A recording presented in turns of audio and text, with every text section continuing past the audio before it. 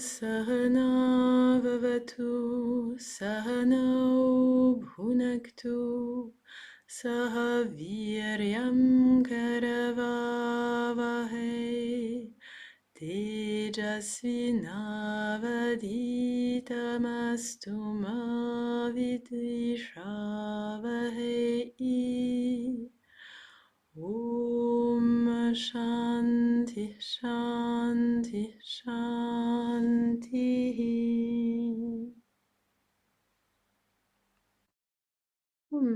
Après ces invocations pour la bonne entente entre les élèves et le professeur, la professeure, ainsi que la bonne transmission des connaissances, nous poursuivons dans notre étude des évangiles selon les lumières, selon le prisme de la non-dualité.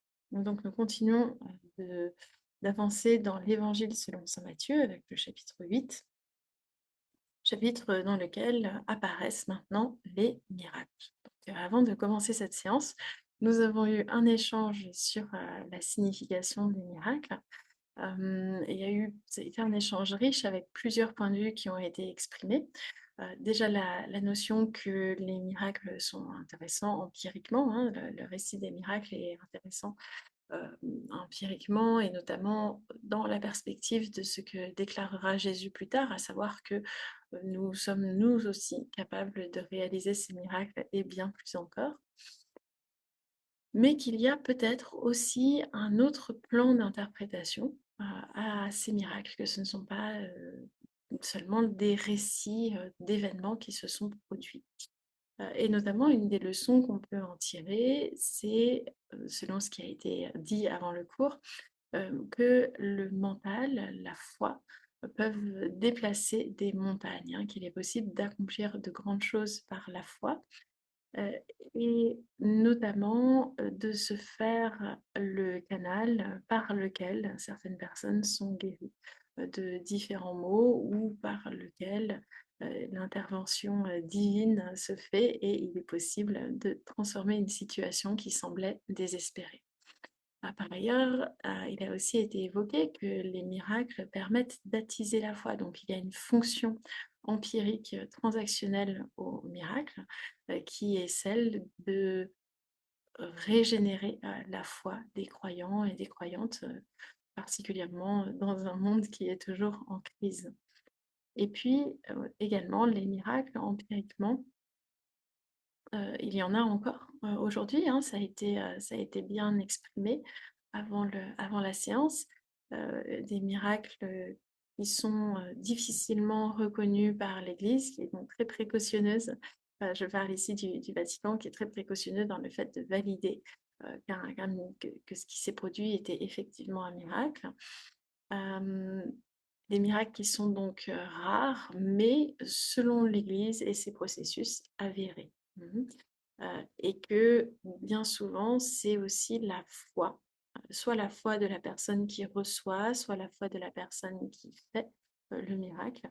C'est bien souvent la foi qui est responsable ou à laquelle on peut attribuer l'origine du miracle qui est produit. Voyons donc les premiers miracles qui sont évoqués dans la Bible. Je vais partager mon écran et nous allons voir donc dans la Bible et particulièrement dans l'Évangile selon saint Matthieu. Lorsque Jésus fut descendu de la montagne, de grandes foules le suivirent. Un lépreux survint qui se prosterna devant lui en lui disant « Seigneur, si tu le veux, tu peux me rendre pur. » Jésus étendit la main, le toucha et dit « Je le veux, sois purifié. » Aussitôt, il fut purifié de sa lèpre. Puis Jésus dit « Garde-toi d'en parler à personne, mais va te montrer au sacrificateur et présente l'offrande que Moïse a prescrite, afin que cela leur serve de témoignage. »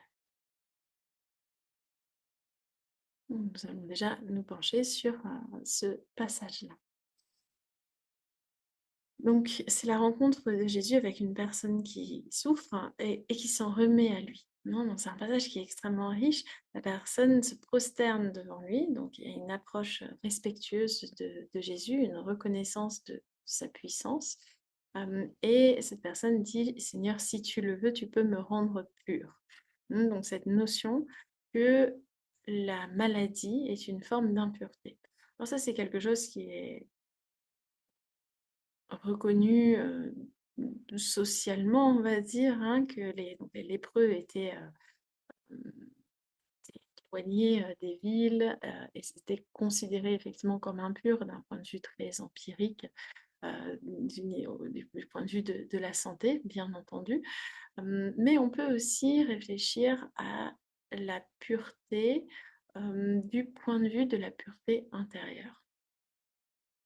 Et particulièrement dans la philosophie indienne, on va parler de pureté lorsque la personne est libérée de ses péchés. Hein. Donc une personne libérée de ses péchés est pure. Et qu'est-ce donc que le péché? Le péché, c'est un papa karma. Donc c'est le fruit d'une action qui a été effectuée par le passé et une action qui était donc un péché, qui était une action qui était interdite ou qui en tout cas n'était pas conforme à notre dharma. Et donc lorsque nous faisons une action qui n'est pas conforme, qui n'est pas vertueuse, n'est pas conforme à ce qui est attendu de nous, à ce que la situation exige de nous, compte tenu de notre personnalité, compte tenu de nos compétences, compte tenu du contexte dans lequel on se trouve, on a donc le risque de subir des conséquences néfastes selon la doctrine du karma. Et la seule véritable conséquence néfaste, c'est celle d'être éloigné du divin. Donc, être en état d'impureté dans la philosophie indienne, c'est être soumis au papa karma, c'est-à-dire au fruit d'actions néfastes, au fruit d'actions adharmiques. Et ces fruits, ce karma va se manifester sous la forme d'un éloignement du divin. Et cet éloignement du divin n'est évidemment pas matériel, hein, puisqu'on a vu que le divin se manifestait dans l'ensemble de la création à travers toute forme de matérialité. L'éloignement du divin prend la forme de certaines notions dans notre esprit et aussi la forme de perturbation lorsque nous essayons de se rapprocher du divin à travers différentes pratiques spirituelles, des perturbations qui peuvent survenir intérieurement, des perturbations qui peuvent survenir extérieurement aussi, hein, qui peuvent être véhiculées par des personnes, des événements ou encore des forces de la nature qui peuvent présenter des obstacles dans nos pratiques spirituelles et dans nos efforts de se rapprocher du divin. Et pourquoi se rapprocher du divin? Pourquoi est-ce que c'est là vraiment que s'articule le type de karma qu'on récolte? Parce que essentiellement, fondamentalement, dans la philosophie indienne, on considère que la source de la souffrance, c'est le sentiment de limitation. Le sentiment de limitation est source de souffrance et ce qui nous apporte le bonheur, la félicité, c'est le fait de surmonter le sentiment de limitation. C'est le fait d'atteindre ce à quoi nous aspirons, plus ou moins secrètement, mais toujours, à savoir l'infini, l'absolu, le permanent. Et cet infini, cet absolu, ce permanent, c'est l'essence du divin, c'est la nature du divin. Donc, être libéré du péché, c'est faire un avec le divin, c'est être libéré de toute forme de limitation et donc être dans une forme de félicité absolue. Donc, cette phrase, Seigneur, si tu le veux, tu peux me rendre pur, est très forte parce que le lépreux qui la prononce prend refuge en Jésus lorsque il la prononce.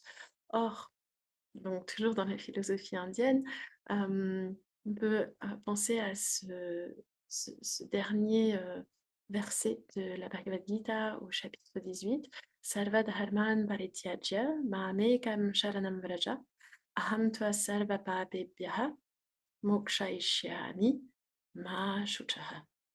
Donc, dans ce verset, Shri Krishna dit, ayant abandonné tous les dharmas, c'est-à-dire ayant abandonné tout ce qui est conditionnement, tout ce qui est caractéristique, tout ce qui est qualificatif, c'est-à-dire, qu'est-ce que ça veut dire conditionnement qualificatif? Tout ce qui existe au niveau empirique, tout ce qui est un objet, tout ce qui est expérientiel, tout ce qui relève de l'expérience, tout ce qui peut être connu par l'expérience, est associé et caractérisé par des dharmas, par des caractéristiques. Donc ici, dans ce contexte, dharma signifie caractéristique, c'est-à-dire, par exemple, que un objet va pouvoir être décrit par une couleur, par une texture, par une fonction, etc. etc. Et donc, comment fait-on pour abandonner tout dharma? Eh bien, cela signifie qu'il faut abandonner tout aspect auquel on s'identifie, qui peut être décrit à travers des qualificatifs. Donc, ça concerne notre corps, par exemple. Notre corps, il est grand, il est petit, il a telle ou telle couleur, nos cheveux, nos yeux ont telle ou telle couleur, il est né à tel ou tel moment, il a telle et telle capacité, etc., etc. Il est composé de telles et telles parties. Mais c'est aussi notre mental. Notre mental a certaines qualités. On est quelqu'un qui a plutôt tendance à être heureux, plutôt tendance à être frustré, plutôt tendance à être dynamique ou plutôt passif, n'est-ce pas? Donc, il y a aussi des dharmas au niveau mental. Donc, lorsque Shri Krishna nous invite à abandonner tous les dharmas, Sarva dharman parityajya, ayant abandonné tous les dharmas, Shri Krishna nous invite à travers ces mots à abandonner tout ce qui relève du conditionnement, tout ce qui relève de l'impermanent, pour découvrir en nous ce qui est permanent et s'identifier exclusivement à ce qui en nous est permanent et est au-delà de tout dharma, au-delà de tout conditionnement. Et dans le contexte de la philosophie indienne, cette essence, dans le contexte de l'Advaita Vedanta, de la non-dualité spécifiquement, cette essence qui est la nôtre et qui est au-delà de tout conditionnement, c'est la véritable nature du je, la véritable nature de notre être, qui est l'existence pure, la conscience pure, la félicité absolue. Ça tombe bien. Sarvadharman Parityarya, Mam Ekam Sharanam Vraja. Ayant abandonné tout conditionnement, qu'est-ce qui nous reste? En moi seul, Mam Ekam Sharanam Vraja. Prends refuge. En moi seul, prends refuge, déclare Shri Krishna. Et donc, c'est avant tout dans le Seigneur que nous sommes appelés à prendre refuge, c'est-à-dire dans la dévotion, mais également dans les enseignements. Et les enseignements de Shri Krishna, c'est justement cet enseignement de notre véritable nature, au-delà de tout conditionnement, notre véritable nature comme Sat Chit Ananda, existence, conscience, félicité absolue. Donc ici, Seigneur, si tu le veux, tu peux me rendre pur. Je rappelle, on est toujours en train de commenter cette phrase. Mam ekam sharanam vraja, aham tva sarva papebhya. Que se passe-t-il lorsque nous prenons refuge en Shri Krishna ou nous prenons refuge dans le divin? Il ne s'agit pas ici de se focaliser sur Shri Krishna, sur la figure de Shri Krishna, mais vraiment sur ce qu'il indique. Et ce qu'il indique ici, c'est le divin qui peut prendre la forme de votre sensibilité. Si vous êtes de sensibilité chrétienne, ici c'est Dieu. Donc, Mam Ekam Sharanam Raja, Aham Tva Sarva Papebhya Mokshaishyami. Mokshaishyami, je te libérerai de Sarva Papebhya. Je te libérerai de tous les péchés. Aham mokshaishyami tva, je libérerai toi, sarva papebhya, de tous les péchés. Je te libérerai de tous les péchés. Si tu te confies en moi, si tu t'abandonnes à moi, dit Shri Krishna, en ayant abandonné tous tes conditionnements, toutes les fausses identifications, alors je te libérerai de tous les péchés. C'est la promesse du divin envers nous. Si tu prends refuge en moi, c'est-à-dire si tu abandonnes tes préoccupations pour le monde pour te concentrer uniquement sur l'amour de la réalité, au-delà des apparences, te concentrer uniquement dans l'amour et la quête de ce qui est permanent, de ce qui est au-delà de l'univers manifesté, alors je lèverai tous les obstacles qui se situent entre toi et moi. Je te libérerai de tous les péchés, j'éliminerai, dit Shri Krishna, dit Dieu, j'éliminerai tout ce qui t'empêche de faire un avec moi, tout ce qui t'empêche de t'établir dans ta véritable nature, qui est la félicité absolue. Donc on voit ici la puissance de la Sharanagati, la puissance de l'abandon au divin.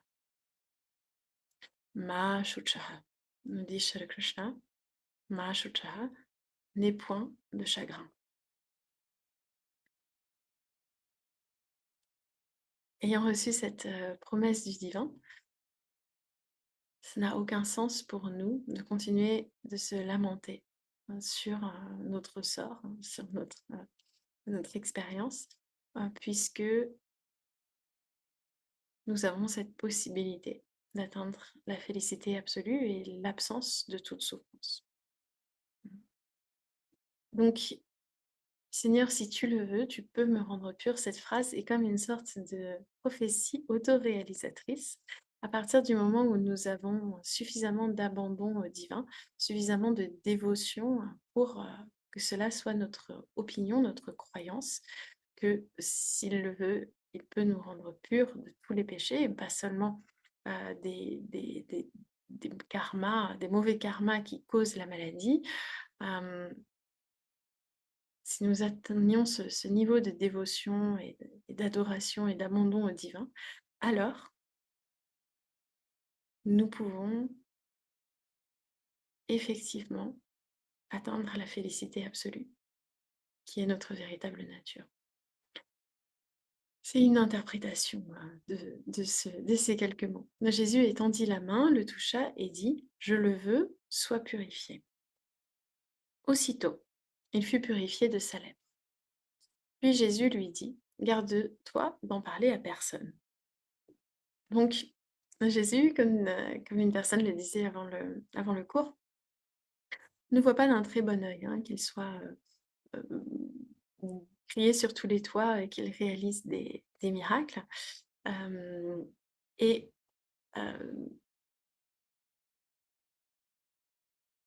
on peut voir dans d'autres versions, notamment la version de Luc, de la même, c'est pas une parabole, mais du même passage, que la personne ne va pas se retenir d'en parler et que Jésus va être complètement pris d'assaut, il va être obligé de rester à l'écart des villes, sinon il va être entouré de personnes en détresse qui vont exiger de lui qu'il fasse les mêmes miracles, qu'il les sauve également. Garde-toi d'en parler à personne, mais va te montrer au sacrificateur, donc la personne qui est dans le temple, et présente l'offrande que Moïse a prescrite, afin que cela leur serve de témoignage. Donc, il y a toujours quand même cette notion que Jésus n'ignore pas les autorités religieuses de sa communauté et tient à être reconnu par eux, notamment à être reconnu comme étant véritablement le Messie, ou en tout cas comme ayant des capacités qui l'assimilent aux prophètes de la tradition judaïque. Donc de ce passage, il est possible de faire une interprétation littérale. Ne comptez pas sur moi pour dire ce que Jésus a fait ou n'a pas fait. Mais il est aussi possible d'avoir une interprétation métaphorique, et c'est là que les compétences et les savoirs de l'Inde ancienne viennent nous intéresser. Et donc, il est possible que Jésus ait dit «Je le veux, sois purifié» et que la personne ait été immédiatement purifiée de la lèpre. Cela est d'autant plus possible qu'il y a aujourd'hui effectivement des miracles, comme on nous l'a rappelé avant le cours, notamment à Lourdes. Ces miracles, pour autant, ne sont pas systématiques.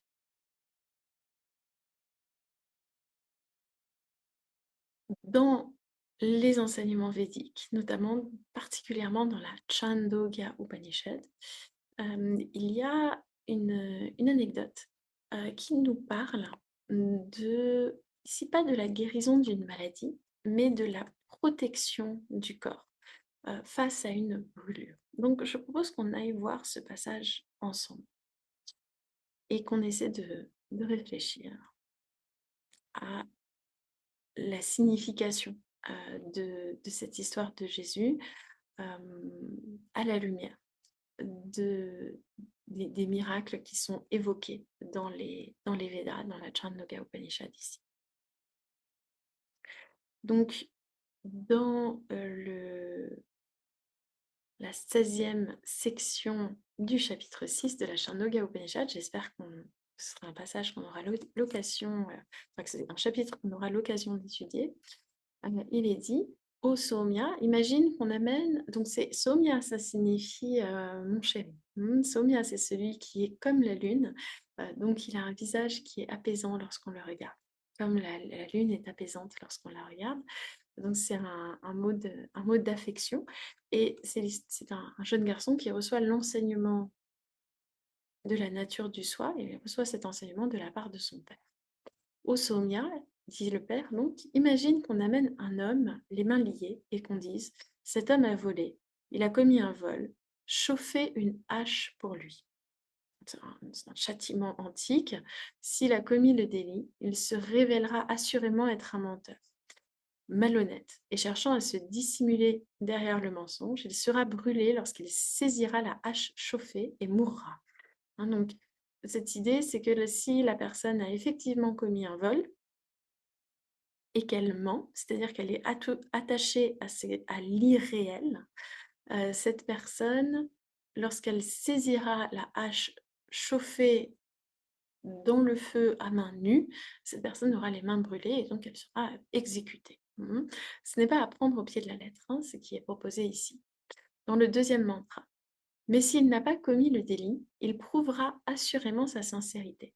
Par son honnêteté, il sera protégé par la vérité et ne sera pas brûlé lorsqu'il saisira la hache brûlante. Il sera alors libéré. Là, on demande quelque chose d'impossible. On demande au voleur de saisir à main nue une hache brûlante, une hache incandescente, afin de prouver sa bonne foi. Ce qu'il faut comprendre ici, c'est que c'est une métaphore de l'attachement à la vérité. Si nous sommes attachés à la vérité, alors les épreuves du monde ne vont pas nous brûler, c'est-à-dire ne vont pas nous blesser.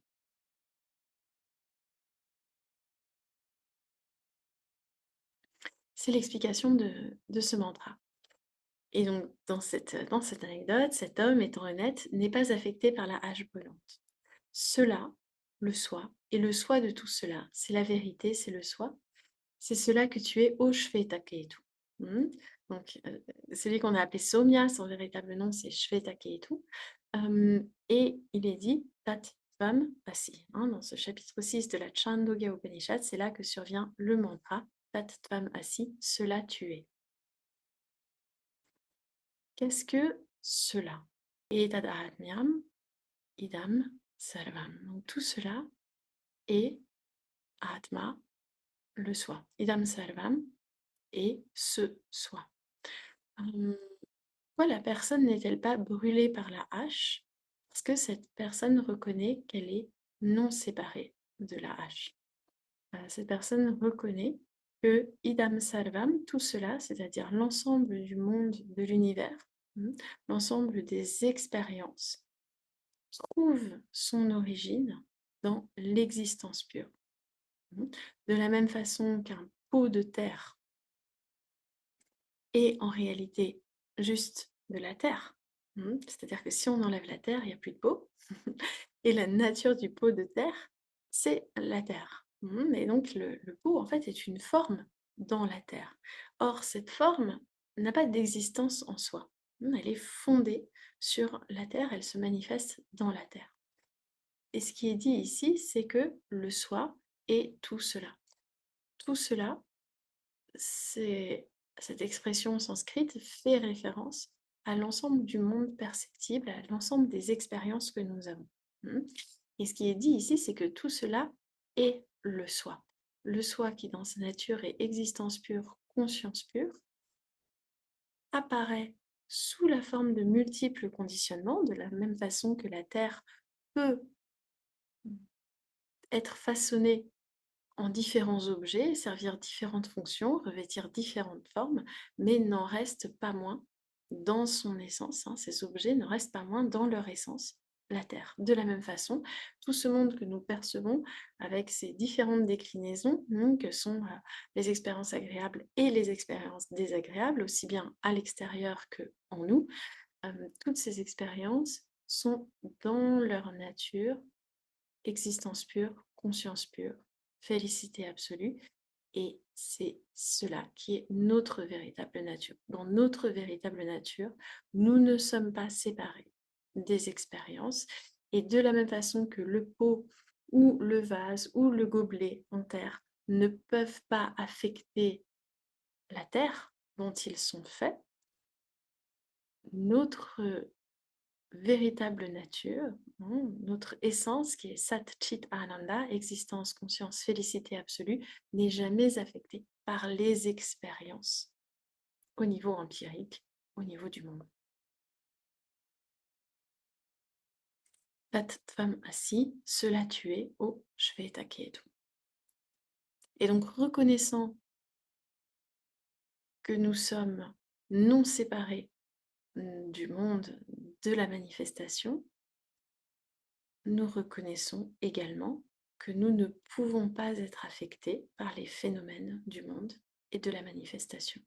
Et donc, nous pouvons saisir à main nue une hache brûlante sans être brûlés, c'est-à-dire nous pouvons traverser les expériences, les vicissitudes de la vie, les souffrances physiques et mentales sans jamais être affectés dans ce que nous sommes, dans notre intégrité.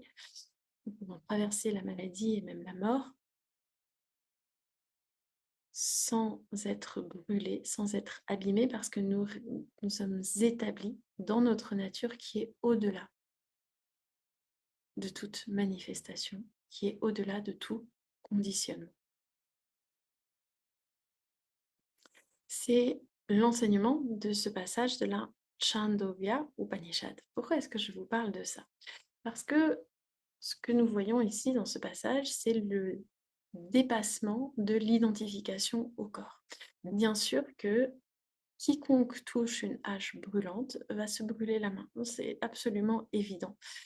Mais la personne qui a réalisé sa nature au-delà du corps, au-delà du mental, ne va pas dire « je me suis brûlée ». Cette personne pourra dire « le corps a mal, le corps est brûlé ». Mais le « je » n'est pas affecté. De la même façon que lorsqu'un pot se casse, l'argile pourrait, pour autant, elle, ne se casse pas. Ce n'est pas l'argile qui est cassée, elle est toujours intacte. C'est le pot, c'est la forme qui a disparu. Mais l'essence, elle, ne bouge pas.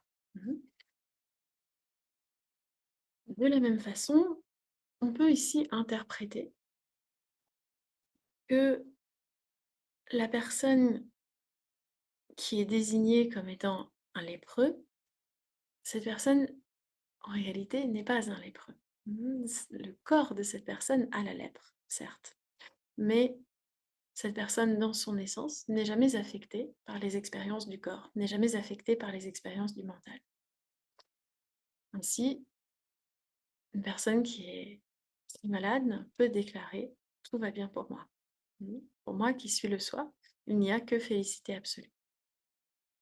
Pour moi qui suis Satchit Ananda Atma, il n'y a que félicité absolue. Et donc, on peut comprendre ici que l'enseignement qui a été dispensé, ou que plutôt en parallèle qu'un miracle a été réalisé, ou que ce qu'illustre le récit de ce miracle, c'est que l'enseignement de notre véritable nature, de notre nature divine, nous libère de toutes les souffrances, y compris les plus incurables au niveau physique.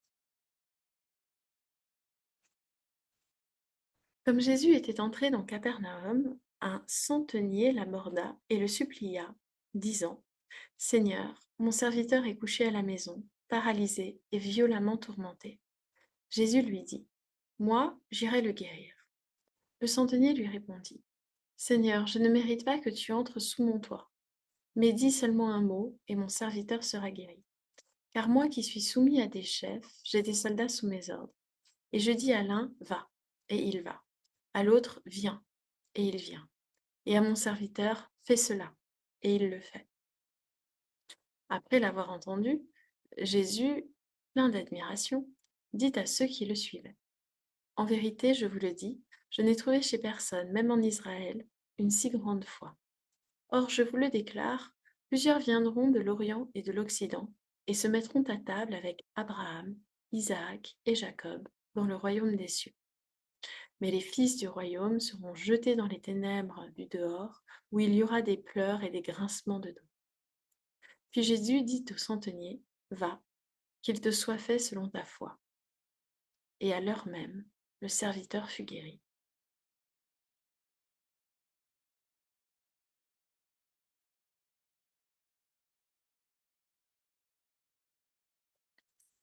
On a justement, avec justesse, évoqué le fait que les miracles sont associés à la foi. Et c'est ce qui est illustré avec ce passage-là.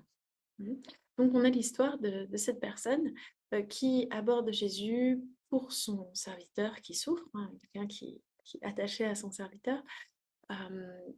Et,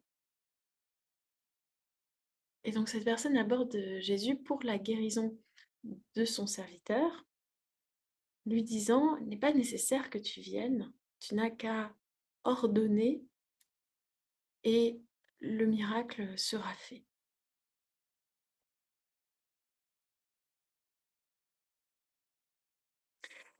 C'est très paradoxal, les miracles.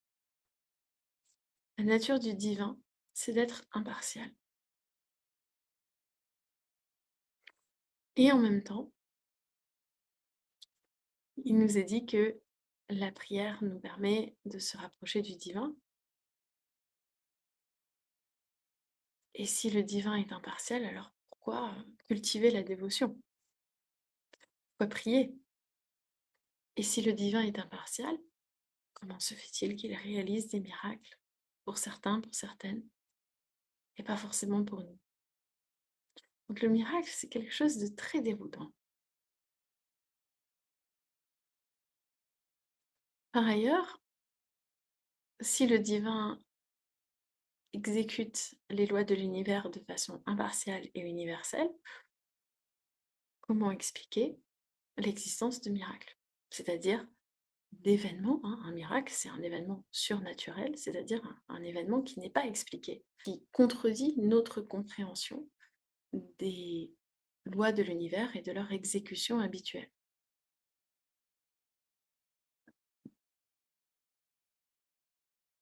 Ici, le centenier est clairement quelqu'un qui reconnaît en Jésus, donc déjà qui prend refuge une fois de plus en Jésus, et qui reconnaît que Jésus commande au monde matériel. Jésus est le Seigneur du monde matériel, qu'il peut faire ce qu'il veut dans le monde matériel. Or, c'est encore un point pour lequel le miracle est déroutant. Or, ce n'est pas l'individu qui est tout-puissant, c'est toujours Dieu. Donc, qu'en conclure? Est-ce qu'on peut en conclure que Jésus se fait le vecteur de la toute-puissance divine, et c'est à travers lui que la guérison advient. Ou doit-on en conclure que Jésus détient la toute-puissance divine, c'est-à-dire qu'il fait un avec Dieu.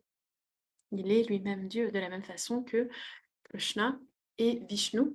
C'est un avatar de Vishnu, mais il est Vishnu. Il a toutes les capacités de Vishnu, de toute puissance, d'omniscience, etc., etc.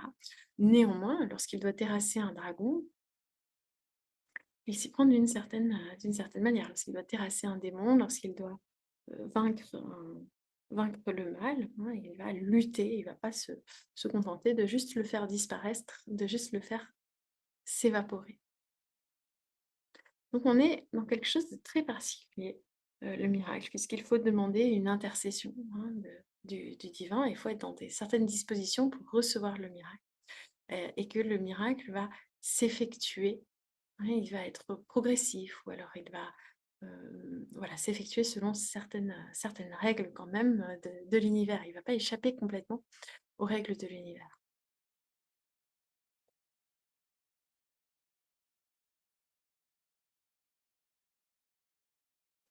Je ne vais pas répondre à ces questions, hein. Je trouve que c'est intéressant de les garder en suspens, mais j'aimerais quand même revenir sur la prière. On a parlé de la force du mental et du fait que les miracles adviennent par la force du mental.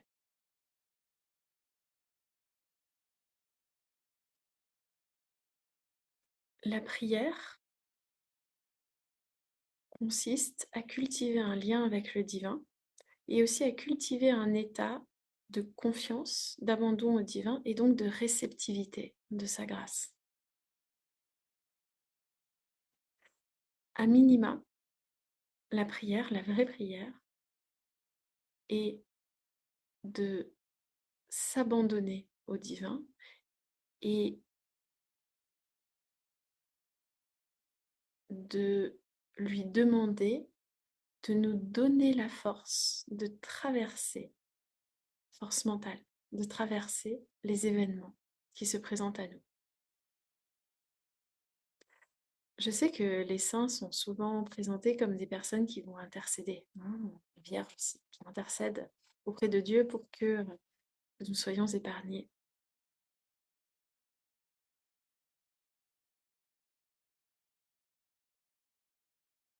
Mais les plus grands saints ne prient pas pour leur guérison. Les plus grands saints, les plus grandes saintes ne prient pas pour être guéris de leur maladie ou pour être guéris des souffrances. Ils et elles prient pour être unis à Dieu, même dans la souffrance. Et donc la puissance de la prière, c'est de nous amener à supporter, même à être dans une intimité avec tous les aspects de Dieu, c'est-à-dire tous les aspects de toute forme d'expérience, y compris les expériences insoutenables ou inacceptables.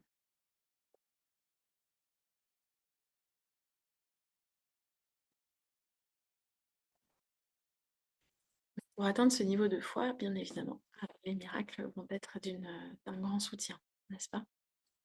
Ici, cette personne reconnaît que Jésus commande au monde matériel et sa foi envers Jésus le rend un bon réceptacle pour la grâce de Jésus. Ici, la guérison de son serviteur. Et ce passage indique de manière subtile l'unité non seulement spirituelle, mais aussi matérielle, transactionnelle même, de Jésus et de Dieu, puisque Jésus se fait le vecteur de la toute-puissance de Dieu dans le monde.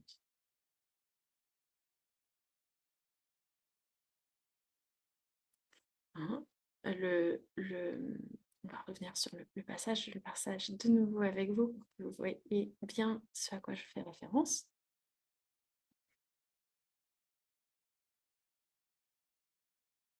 Dis seulement un mot et mon serviteur sera guéri, car moi qui suis soumis à des chefs, j'étais soldat sous mes ordres. Hein, donc il y a une métaphore ce centenier a des soldats sous ses ordres et les soldats font ce qu'il dit parce qu'il a cette autorité sur eux.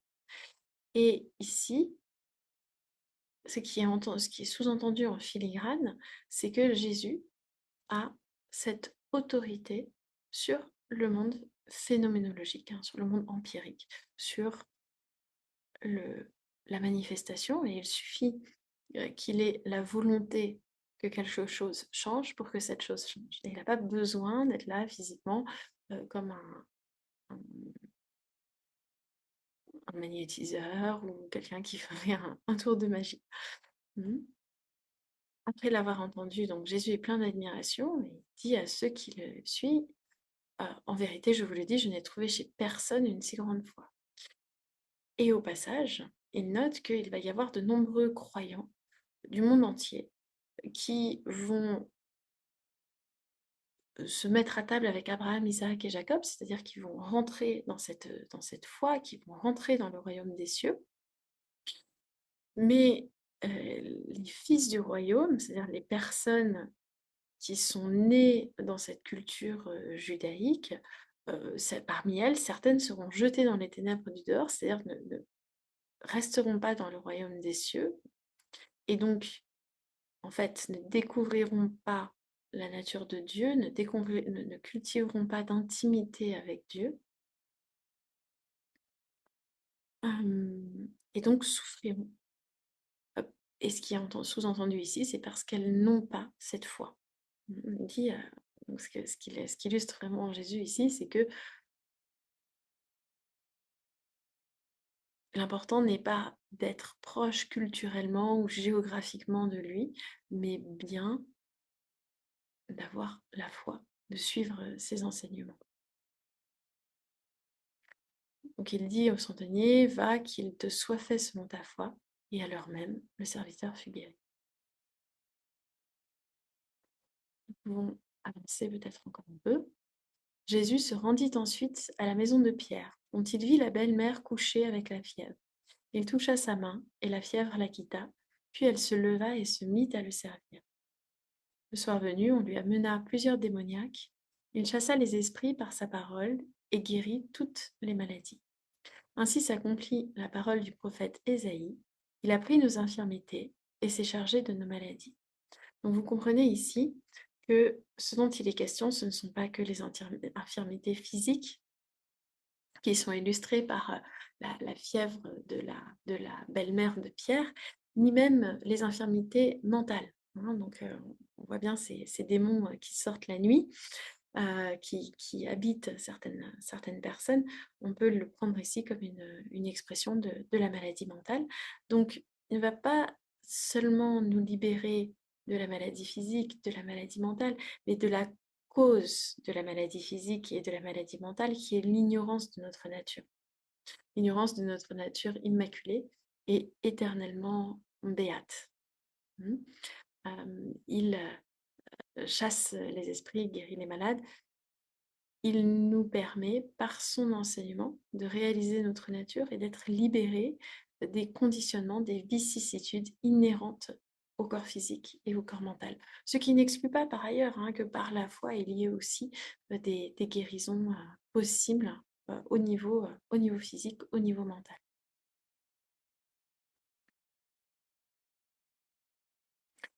Jésus, voyant une foule autour de lui, donna l'ordre de passer sur l'autre rive.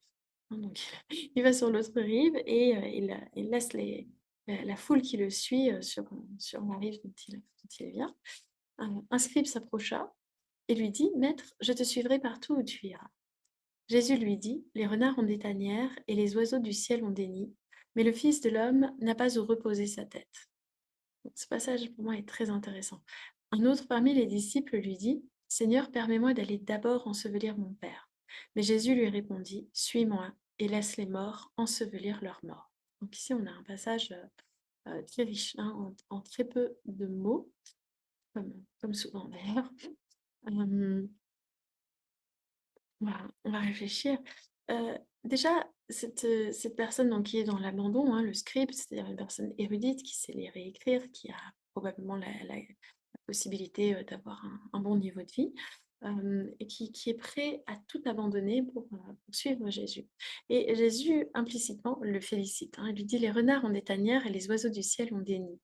Donc, pour les animaux, c'est-à-dire pour les êtres euh, dont l'attention est uniquement sur leurs besoins, dont l'attention est uniquement sur les plaisirs, dont l'attention n'est en tout cas pas sur l'évolution spirituelle, pour ces êtres-là, il y a au niveau matériel des refuges, hein. Il y a la possibilité de se réfugier dans l'argent, la possibilité de se réfugier dans je sais pas moi, la famille, le pouvoir, etc. Mais le Fils de l'homme n'a pas où reposer sa tête. Mais quelqu'un qui a une destinée, une vocation réellement spirituelle, une personne qui veut vivre, qui veut puiser, exprimer son plein potentiel dans la vie, pour cette personne-là, il n'y a pas de lieu matériel où elle puisse reposer sa tête, hein.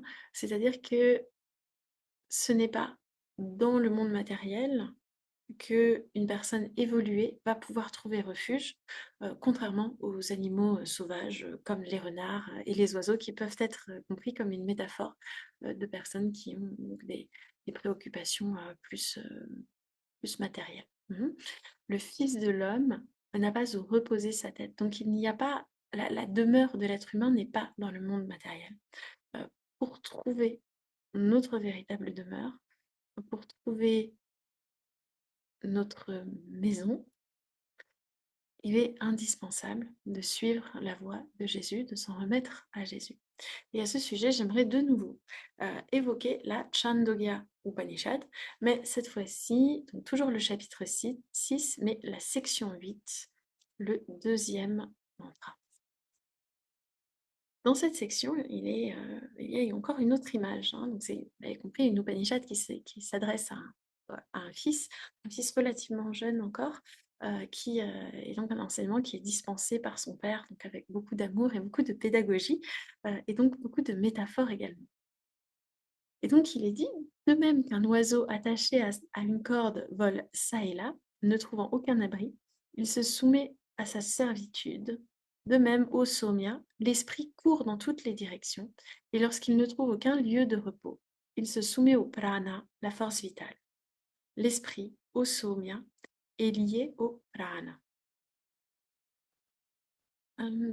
Ce qui est indiqué ici, c'est que donc c'est cette image, hein, d'un oiseau qui est attaché. Il y a aussi l'image d'un oiseau qui est sur un poteau au milieu de la mer et il va chercher dans tous les sens où se poser. Il va revenir sur son poteau, sur là d'où il vient, hein.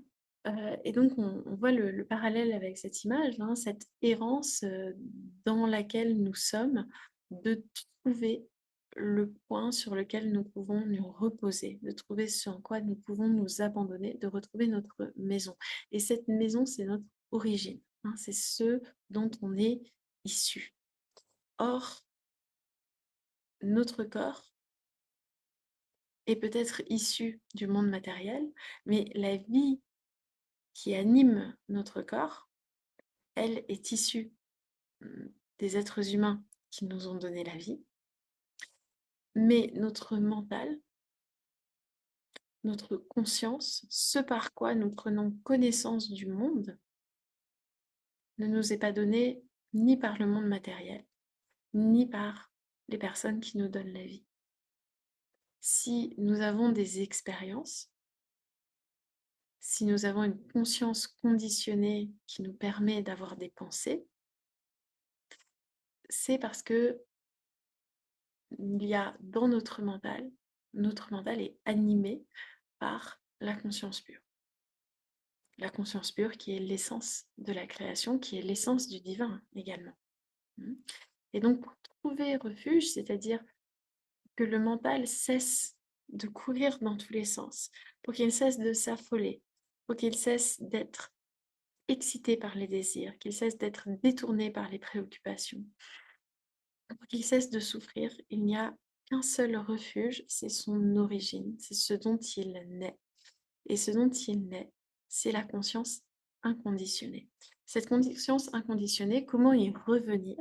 Il est possible d'y revenir à travers des expériences, notamment c'est l'un des buts de la méditation, notamment du Nirvikalpa Samadhi, de l'absorption du mental, qu'on peut aussi appeler le Nirvana, si vous voulez, l'absorption totale du mental qui peut survenir, qui peut advenir en méditation avec beaucoup de pratiques et qui est d'ailleurs le but du yoga.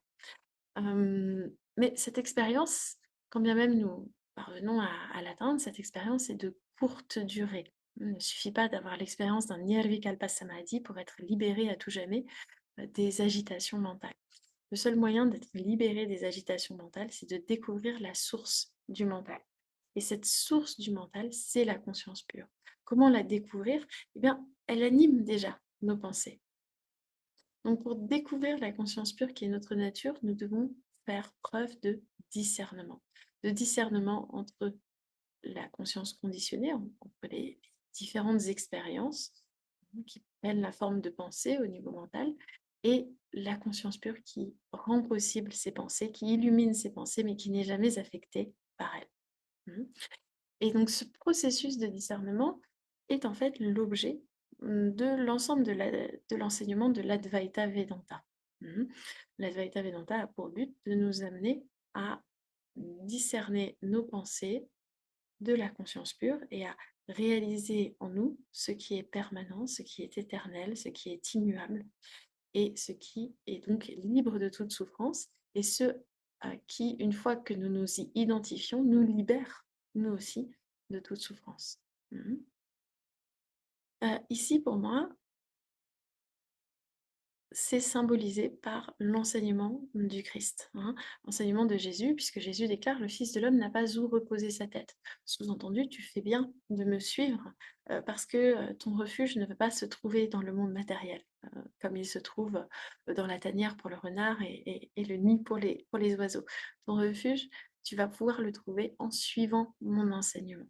Donc, pour moi, ici, Jésus indique que son enseignement va nous permettre de trouver le refuge. Et le refuge auquel nous aspirons, c'est celui qui nous libère des agitations mentales, c'est-à-dire la reconnaissance du principe conscient au-delà de toutes les pensées et qui en même temps sous-tend toutes les pensées et qui est toujours paisible, toujours immuable. Et donc pour reconnaître cette conscience pure, on a besoin de faire preuve de discernement avec différentes méthodes qui sont donc l'objet de l'enseignement védantique, mais je pense aussi de l'enseignement de Jésus. Et d'ailleurs, je pense qu'on va pouvoir approfondir ça dans la suite des évangiles.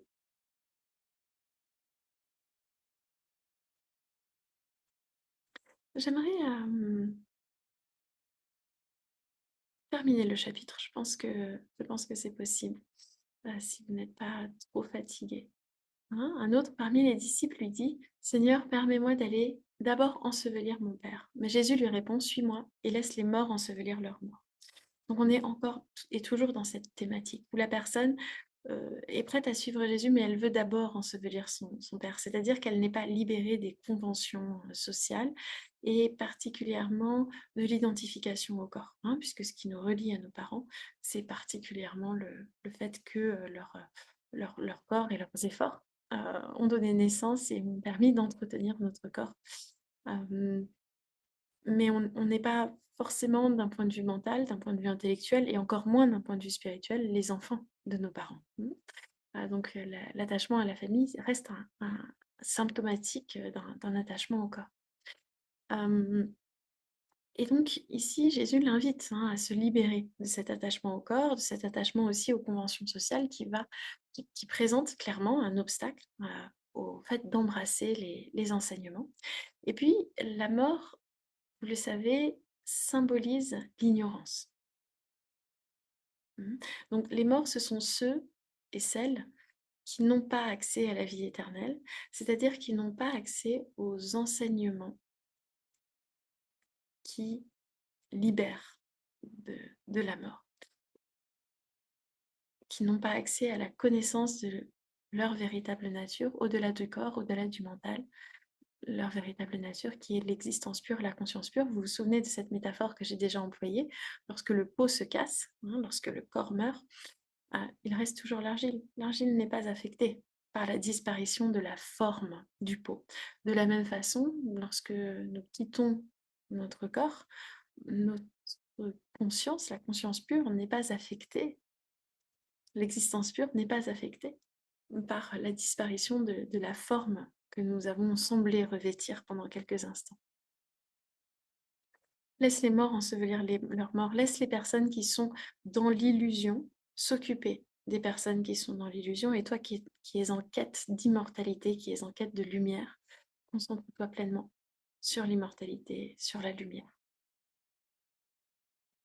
Donc c'est un enseignement qui est quand même rude, hein, mais qui est exprimé de façon comme ça, très presque choquante, parce que quand même, ensevelir son père, c'est aussi la responsabilité, hein, des enfants, mais qui symbolise quelque chose de beaucoup plus profond et de beaucoup plus important.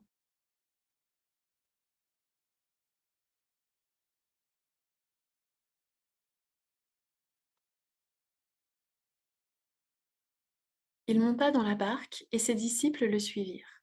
Alors il s'éleva sur la mer une si forte tempête que la barque était couverte par les vagues. Et lui, il dormait. Les disciples s'approchèrent de lui et le réveillèrent en disant : « Seigneur, sauve-nous, nous périssons. » Il leur dit : « Pourquoi avez-vous peur, gens de peu de foi ? » Alors il se leva, menaça les vents et la mer, et un grand calme se fit. Plein d'admiration, ces hommes se disaient : « Quel est celui-ci, car même les vents et la mer lui obéissent. » Donc on retrouve cette notion du Fils de Dieu qui commande aux éléments.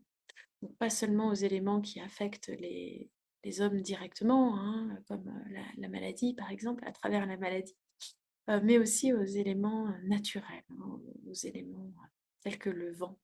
Euh, mais un point que je trouvais vraiment intéressant, c'est que Jésus, lui, il dormait.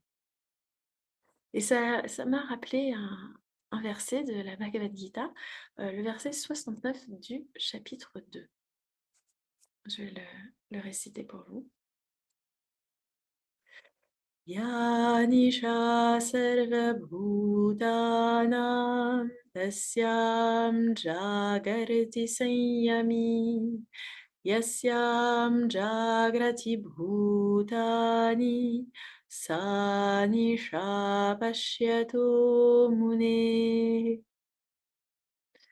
Donc, Yanisha sarva bhutanam, ce qui pour tous les êtres est la nuit. Tasyam Jagarti Sanyami, celui qui a la maîtrise de soi. Ici, on parle de l'être réalisé, hein, donc c'est-à-dire celui qui a la connaissance de sa véritable nature. C'est à ce moment-là qu'il est réveillé. Yasyam Jagrati Bhutani, ce en quoi tous les êtres sont réveillés. Sa Nisha Pashyato Munehe, ça, le sage le considère comme étant la nuit. Donc il y a une inversion, hein, ça vous rappelle peut-être l'inversion des valeurs qu'on a évoqué déjà à de multiples reprises, et notamment avec le sermon sur la montagne, entre donc l'inversion des valeurs, des principes, hein, entre le monde spirituel et le monde matériel. Mais ici, ce que nous pouvons comprendre, c'est que ce que l'être réalisé considère comme étant le jour, comme étant réel, c'est considéré comme irréel par les personnes qui ne sont pas éveillées. Qu'est-ce qui est irréel pour les personnes qui ne sont pas éveillées? C'est l'essence du monde, c'est la conscience pure, l'existence pure. C'est des choses complètement abstraites, théoriques même. On accuse souvent le Vedanta d'être théorique. Théorique pour les personnes qui sont dans l'ignorance de leur nature. Ou pour nous, lorsque nous sommes dans l'ignorance de notre nature. Mais pour l'être réalisé, il n'y a que ça. Pour l'être réalisé, il n'y a que l'argile, et les formes dans l'argile ne sont que des mirages, ne sont que des illusions, comme l'eau sur le sable lorsqu'il fait chaud. Il n'y a pas d'eau, c'est un mirage. Mais lorsqu'on ne sait pas que c'est un mirage, alors on le prend comme étant réel, n'est-ce pas? Donc il y a une inversion entre ce que perçoit l'être réalisé et ce que perçoivent les ignorants, les ignorants. Et alors que les disciples, donc qui symbolise les personnes à l'état d'ignorance, s'affolent complètement sur le bateau à cause des phénomènes météorologiques, Jésus, lui, dort tranquillement. Parce que pour lui, tout ça, c'est une illusion. Ça n'affecte pas sa sécurité, lui qui est établi parfaitement sécure dans le divin. Mhm. Et inversement, euh, pour, euh, pour les disciples, cette félicité, cette paix, cette sérénité de Jésus est incompréhensible et seule leur angoisse peut être réaliste, peut être comprise. Donc on est à la fois dans un verset qui est paradoxal et qui est métaphorique euh, et qui illustre bien, euh, enfin ce passage de la Bible illustre bien combien nous pouvons être parfaitement sereins, sereines lorsque nous sommes établis dans le vrai, dans la foi du divin. Il me semblait que ce passage, tu l'avais déjà cité pour faire un rappel, manque de foi. Le manque de foi quand euh, ils perdent confiance en fait et ils sont pris par la panique dans le bateau. Et en fait, ils s'aperçoivent que Jésus est dans le bateau. Il me semblait qu'il y avait déjà... et qu'en fait, ça montrait qu'il manquait de foi. Donc voilà, ça me Alors, je rappelle. n'avais pas encore cité ce verset, mais effectivement, hein, ici, une fois de plus, merci de l'avoir signalé, la question de la foi est vraiment centrale. Sauf que dans le cas de Jésus, on ne peut pas parler de foi, parce que pour lui, la réalité, la nature du monde, la nature de Dieu est quelque chose d'absolument empirique, d'absolument clair, d'absolument incontestable, et qui ne relève pas de la foi, qui relève de son expérience directe. Ah, pour lui, mais pas pour ceux qui sont, pas pour les disciples. Non, Hein. effectivement.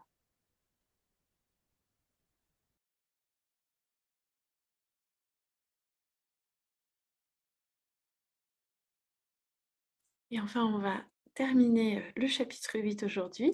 Quand il eut abordé sur l'autre rive, dans le pays des Gadaréniens, deux démoniaques sortant des tombeaux vinrent à sa rencontre. Ils étaient si redoutables que personne n'osait passer par là. Ils lui crièrent: Que veux-tu de nous, fils de Dieu? Es-tu venu ici pour nous tourmenter avant le temps? Il y avait loin d'eux un grand troupeau de pourceaux qui paissaient, et les démons suppliaient: Si tu nous chasses, envoie-nous dans ce troupeau de pourceaux. Il leur dit: Allez. Ils sortirent et entrèrent dans les pourceaux. Alors tout le troupeau se précipita du haut de l'escarpement dans la mer, et ils périrent dans les eaux. Ceux qui les faisaient paître s'enfuirent et allèrent dans la ville pour tout raconter, et particulièrement ce qui était arrivé aux démoniaques. Alors, que, alors toute la ville sortit à la rencontre de Jésus, et dès qu'ils le virent, ils le supplièrent de s'éloigner de leur territoire. Donc on voit que la figure de Jésus est menaçante pour les démoniaques et pour les personnes qui les protègent. Euh, donc les démoniaques viennent à la rencontre de Jésus. On voit clairement qu'ils viennent à sa rencontre de manière implorante, hein, et que même les êtres surnaturels donc reconnaissent la puissance de Dieu sur eux et sur le monde. Mhm. Et le prix de ne pas les tourmenter avant le temps, c'est-à-dire avant leur mort, avant que leur temps soit venu. Et donc Jésus, ici, fait preuve d'une grande clémence, d'une grande mansuétude, puisque il leur permet d'atteindre leur fin euh, rapidement en les chassant, en les faisant s'incarner dans un troupeau de bêtes qui va mourir. Mhm. Et ça évoque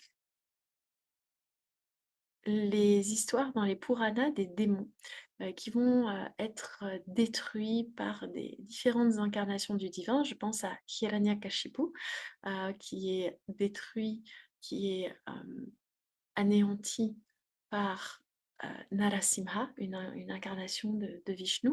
Je pense à Kamsa aussi, hein, l'oncle de Shri Krishna qui va être tué par Shri Krishna, et dont il est dit qu'il devient comme une étincelle qui se fond en Shri Krishna. C'est-à-dire que ces démons, malgré tout le mal qu'ils font, malgré la noirceur de leur cœur, ne désirent en réalité au fond d'eux que de se fondre dans le divin, que d'accéder à l'absolu. Et donc ici, les démons atteignent, on peut supposer, une forme de libération. Ils sont libérés de la souffrance de leurs conditions. Et ils cessent de tourmenter aussi les personnes autour d'eux. Pour autant, ça ne rassure pas spécialement les habitants de la ville qui le supplient de s'éloigner de leur territoire, probablement à cause de cette incompréhension de la nature de ce qui était arrivé à ces démons et puis de la nature des intentions de Jésus. Donc on a vu l'ensemble du chapitre 8 de l'Évangile selon saint Matthieu. Ça faisait beaucoup d'un coup. Je suis curieuse d'avoir vos retours sur la séance d'aujourd'hui et particulièrement sur la question des miracles.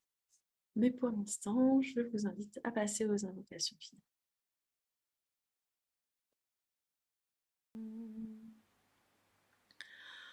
Om Sarvesham Svastirabhavatu Sarvesham Shantirabhavatu Sarvesham Purnam Bhavatu Sarvesham Mangalam Bhavatu Sarve Bhavantu Sukhinaha Sarve Santu Niramaya Sarve Bhadrani Pashyantu Ma Kaschit Duhabhag Bhavet.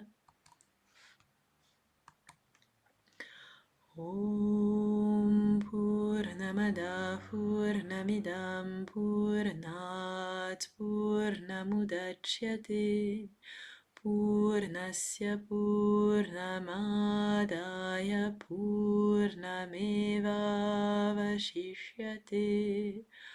Om Shanti Shanti Shanti. Hari Om Shri Guru Pyo Namaha. Hari Om. Merci à vous. Merci surtout à ces traditions si riches et si profondes qui s'illuminent les unes les autres et qui nous permettent, à travers les âges, à travers les lieux, de réfléchir à notre nature, la nature de Dieu, la nature de l'univers. Je vous souhaite une très bonne soirée et on se retrouve dans 15 jours pour la suite de l'Évangile selon saint Matthieu. Bon, merci beaucoup. Oh, mais merci Merci à vous. à tout le monde. Merci, Sophie. Merci, bonne soirée à vous.